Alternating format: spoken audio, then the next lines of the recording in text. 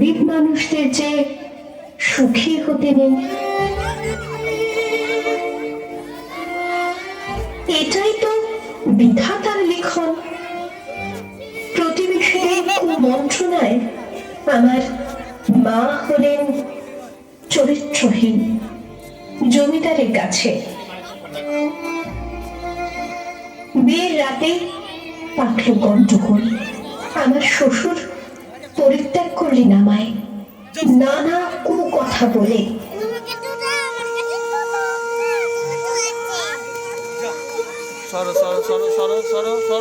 ফিরে যাওয়ার চেষ্টা করলাম শ্বশুর বাড়িতে, কপালে আবার জুটল প্রত্যাখ্যান। ফিরে এলাম বাড়িতে, কিন্তু হায় বিধাতা, এই কি তোমার খেলা! হারালাম মাকে।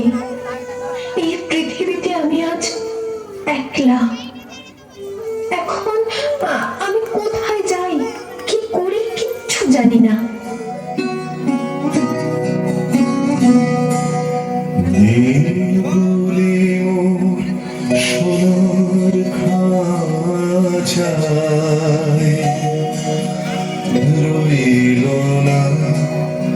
রইল না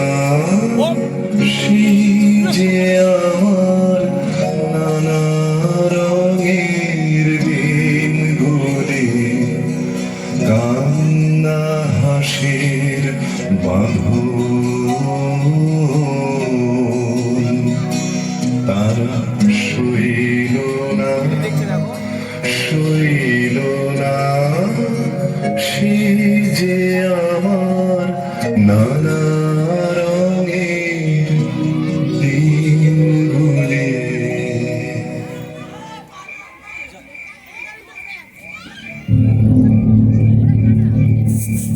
আরে ওরা কারা?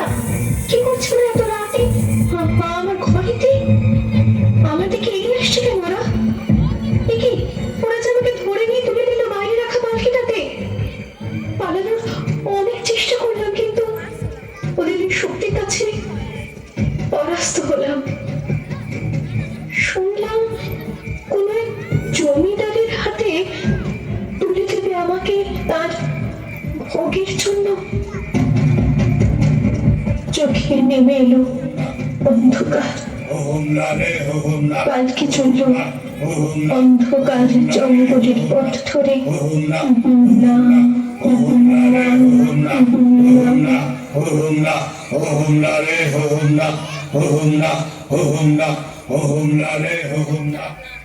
পরিসমাপ্তি হলো প্রফুল্লের।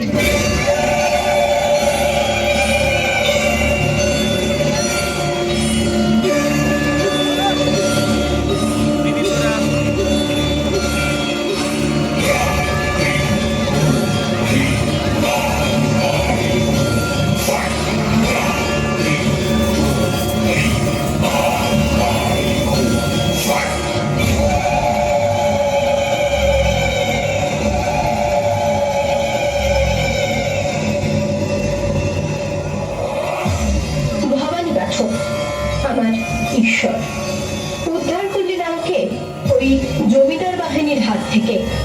যদিও তিনি নিজেও ছিলেন এক ভয়ঙ্কর দস্যু, সন্তানের মতো গড়ে তুললেন আমাকে। শিক্ষা গ্রহণ করলাম বিভিন্ন বিষয়ে।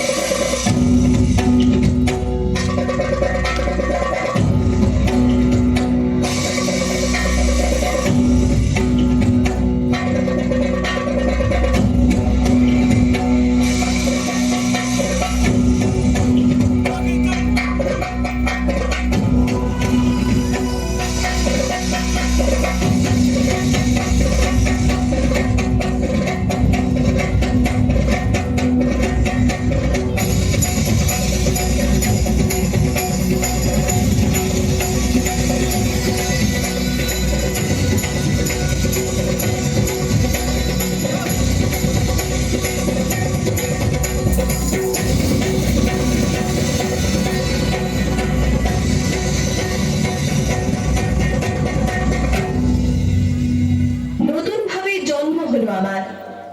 দেবী চৌধুরানী রূপে রুখে দাঁড়ালাম গরিবের সপক্ষে, ধনীর বিরুদ্ধে। হেনুতান দেখা দে কারবার জন্মের প্রথম শুভক্ষণ। হেনুতান দেখা দে কারবার জন্মের প্রথম শুভক্ষণ। তোমার প্রকাশ কুহেলি কাপড়ে উদ্ঘাটন সূর্যের মতো। আজ আমি দেবী চৌধুরানী, আজ সবাই আমাকে সম্মান করে ভবানী পাঠকের আশীর্বাদ ধন্য করে। বরু বিজয়ের কীর্তন উড়াও হে শূন্যে, উড়াও উড়াও হে প্রবল প্রাণ ভুলিরে, ধন্য করো করুণার পুণ্যে ধন্য করো হে কোমল প্রাণ। কিন্তু আজও ঘরের অন্ধকার কোণে কেঁদে চলেছে আমার মতো বহু প্রফুল্ল, কারণ তাদের হাত ধরে উদ্ধার করার জন্য ভবানী পাঠকেরাই তো আজ আর নেই, তাই হারিয়ে গেছে কালকে দেবী চৌধুরানীরাও। আসুন না, সবাই মিলে খুঁজে আনি অন্তত একটি ভবানী পাঠককে, আবার সৃষ্টি করুন তিনি আমার মতো অনেক দেবী চৌধুরানী।